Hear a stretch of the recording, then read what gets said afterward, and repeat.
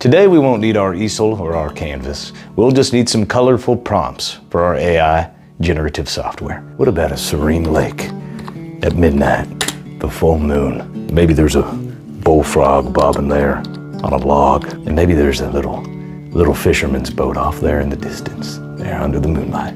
Okay, let's generate it.